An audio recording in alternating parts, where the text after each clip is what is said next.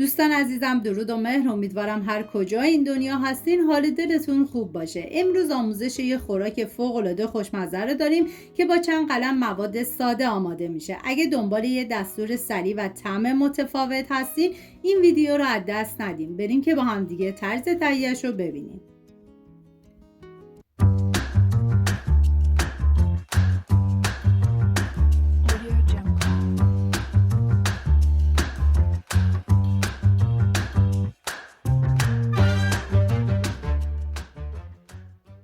نیاز به 2 عدد بادمجون داریم. پوستش رو بگیرین، طبق ویدیو برش بزنید. به هر روشی که راحت هستید تلخه بادمجون رو بگیرید.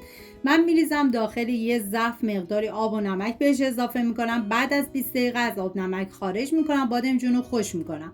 بادمجون رو باید سرخ کنیم. من برای اینکه از روغن کمتری استفاده بشه گذاشتم داخل ایرفرایر. چند اسپری روغن میزنم با دمای 180 به مدت 31 دقیقه. 2 عدد پیاز رو به صورت اسلایسی ریز میکنم. این غذا برای 4 نفر در نظر گرفته شده. شما به اساس تعداد نفرات باید مواد رو کم یا زیاد کنید. من اندازه ها رو هم در طول ویدیو میگم، هم داخل دیسکریپشن نوشتم. داخل تابه مقداری روغن میریزم. اگر عاشق غذای نونی هستین و دلتون یه طعم جدید میخواد حتما این خوراک رو امتحان کنید. بعد از داغ شدن پیاز ریز شده رو میریزم داخل تابه.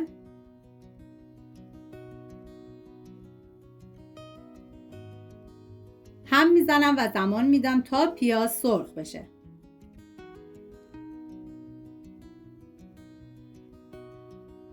نوبت اضافه کردن ادویه هست، شامل زردچوبه، پودر تخم گشنیز، فلفل سفید و نمک.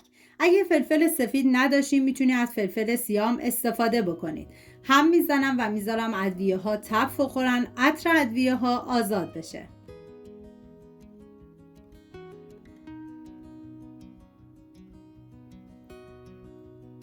نیاز به نصف سینه مرغ داریم که 350 گرم میشه. طبق ویدیو برش بزنید.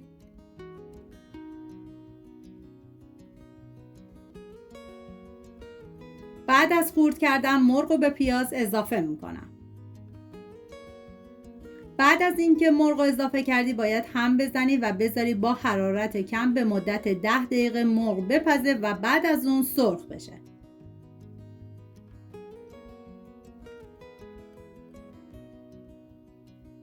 حالا توی این فاصله میریم سراغ سیب زمینی. نیاز به 2 عدد سیب زمینی داریم، برش بزنید. سیب زمینی این غذا رو باید سرخ کنید. من برای اینکه بازم از روغن کمتری استفاده بشه گذاشتم داخل ایرفرایر با دمای 195 به مدت 20 دقیقه.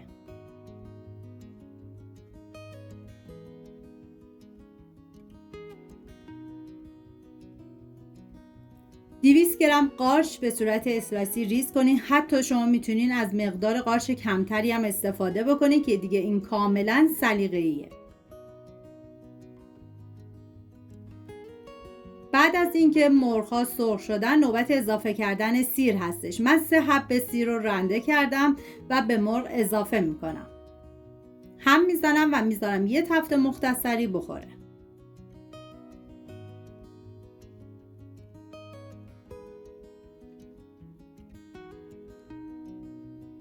یک قاشق غذاخوری سرپررب به گوجه فرنگی رو میریزم داخل تابه. هم میزنم و میذارم رب تف بخوره، رنگ رب باز بشه. این غذا رو شما میتونید هم با نون بخورین هم با برنج که دیگه کاملا سلیقه‌ایه.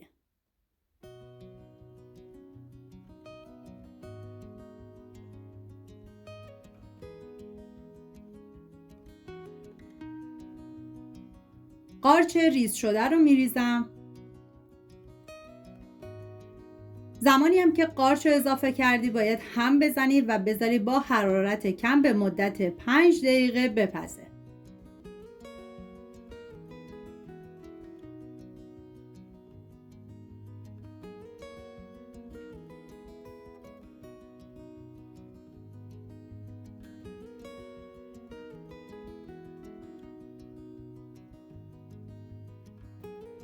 بعد از 5 دقیقه حالا باید بادمجون سرخ شده همراه با سیب زمینی سرخ شده رو به بقیه مواد اضافه کنید.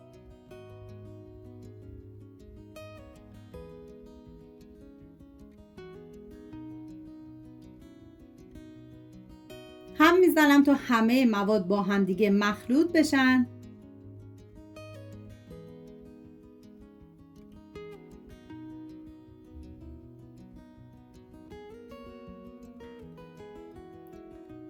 و سر تابه رو میذارم به مدت 2 دقیقه.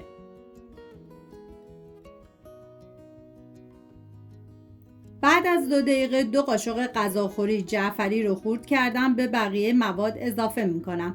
هم میزنم و میذارم 1 دقیقه دیگه این مواد با هم دیگه تا مزه ها کاملا به خورد هم برن.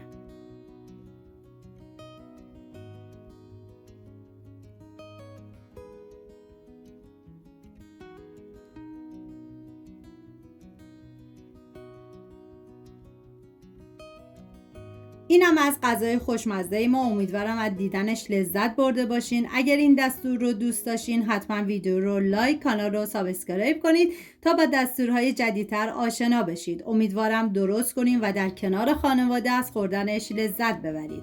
سپاس از همراهی همیشگیتون. تا ویدیوی بعدی مراقب خودتون و خوبیهاتون باشید. تا درودی دیگر، بدرود.